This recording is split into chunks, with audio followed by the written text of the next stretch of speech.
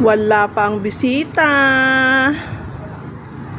Dali mo ko Wala pa ang bisita namin. Hindi pa dumadating. isa nag-alala. Pero ito naman, andito lang nagtatago sa likod. Diba?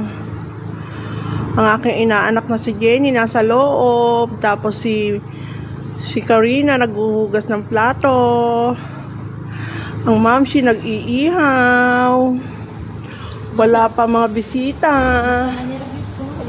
Paratingin pa lang.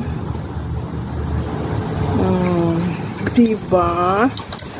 Paihaw-ihaw lang sa labas. Family bonding. Pagod ang katulong. Kawawa naman si Luisa, papapag-iwanan na